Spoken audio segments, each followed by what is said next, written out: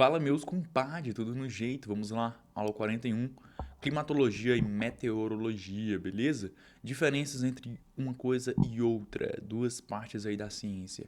A meteorologia vai ter como objeto de estudo o estado momentâneo da atmosfera, basicamente a previsão do tempo, né? Ele vai estar trabalhando sempre na escala temporal aí, em dias e horas. A climatologia, por sua vez, vai ter como objeto de estudo o comportamento atmosférico ao longo do tempo, tá bom? É o que a gente vai chamar realmente de clima.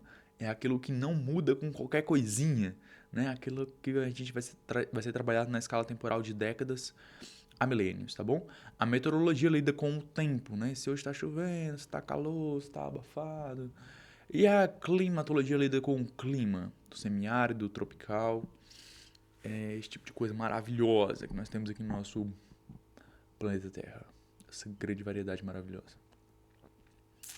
Elementos do clima. A gente vai ter a temperatura influenciando o metabolismo, fotossíntese, evaporação. A gente vai ter a precipitação, determinando a disponibilidade hídrica, modelando biomas. A umidade, que condiciona a evapotranspiração e a formação de nuvens. A pressão atmosférica, indicando circulação de massas de ar, frentes frias, né, ou quentes, ciclones. Os ventos, regulando dispersão de sementes, poluentes e também umidade. E a radiação solar, fonte primária de energia para todos os ecossistemas terrestres, tá bom? Essa é a minha parte preferida de ficar meditando, sabe? Sobre a natureza das coisas, como é que as coisas funcionam aqui no nosso planeta.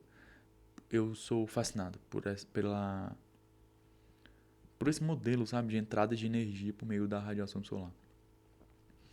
Fatores geográficos que influenciam o clima, beleza? Latitude, regula a incidência solar, zonas tropicais, zonas polares.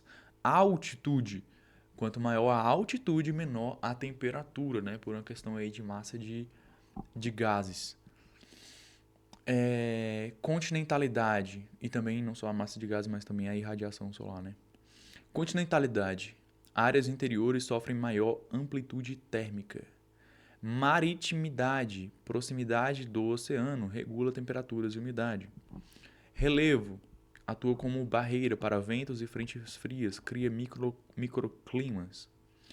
Correntes marítimas, alteram temperatura e umidade do litoral, como por exemplo o El Niño. Tipos de tempo e fenômenos meteorológicos. Fenômeno, vento frio ou quente, encontro de massas de ar de temperaturas distintas. Chuvas convectivas, formadas por calor intenso e evaporação local. Chuvas orográficas, causadas por barreiras montanhosas. Nevoeiros e geadas, fenômeno associado à saturação e queda brusca da temperatura. Tempestades e granizo, fenômeno extremo de curta duração. Ciclones subtropicais ocorrem eventualmente na costa sul do Brasil. E, puxa vida, né? Que tristeza quando ocorre. Classificações climáticas. A classificação de Köppen-Geiger, mais utilizada no Brasil, divide os climas com base em temperatura e precipitação, tá bom? Então vai ter esses códigos aqui, que é coisa muito específica, mas é referente ao clima, né? Então, clima equatorial úmido, Amazônia. Tropical, com estação seca, Cerrado e Caatinga. Subtropical, úmido, sul do Brasil. Semiárido, sertão nordestino. E temperado úmido, os campos de altitude e o Planalto Sul. O Brasil abriga grande diversidade climática, com destaque para regimes de chuvas sazonais. Instrumentos meteorológicos. Termômetro, mede temperatura. Pluviômetro, precipitação da chuva. Barômetro, mede a pressão atmosférica. Anemômetro, mede a velocidade do vento. Psicrômetro ou higrômetro, mede a umidade relativa do ar. Piranômetro, mede a radiação solar. Quantos desses você conhecia? Dados meteorológicos são obtidos por estações meteorológicas automáticas, balões atmosféricos e imagens de satélite. E você também consegue montar muito das suas unidades de medida aqui também na sua localidade, tá bom? Por exemplo, se você mora em uma zona rural, é sempre importante estar também medindo esses dados. Aplicações ambientais e periciais. Perícia em queimadas, determinar a umidade do ar, velocidade do vento, época do ano. Estudos de impacto ambiental, precipitação, temperatura e evaporação. Zonamento agrícola e ecológico, compatibilidade de espécies e biomas. Risco de deslizamento associado com chuva acumulada, intensidade pluviométrica. Monitoramento de microclimas. Avaliação de impacto e construção de deslizamentos. Ótimo. Vamos lá. Prevenção de eventos extremos. Previsão de enchentes, secas, geadas e ciclones. Quem trabalha com prevenção é um trabalho muito árduo. Clima e biomas brasileiros. Amazônia. Regime climático dominante. Equatorial úmido, sem estação seca definida, né? Chove quase o tempo todo. Cerrado, tropical, sazonal, chuvas no verão e seca no inverno. Caatinga. Semiárido, baixa pluviosidade e chuvas irregulares, né? Chove 4 meses no ano e olha lá. Mata Atlântica. Tropical úmido, a superúmido e alta precipitação. Pantanal. Tropical com regime de cheia e seca bem marcado.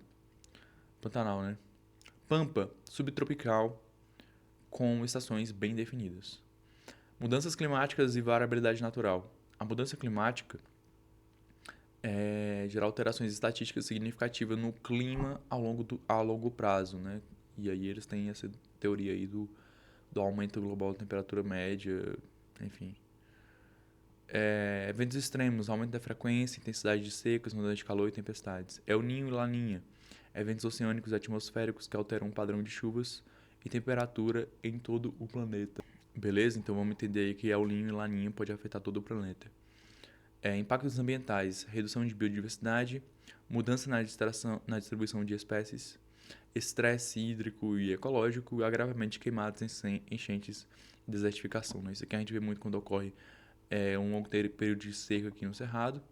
Isso aqui ocorre toda vez lá no sertão do Ceará. Isso aqui eu acho que realmente é aplicado aí a outros biomas. Algumas das nossas referências. Essa foi a nossa aula. Um grande abraço, até a próxima.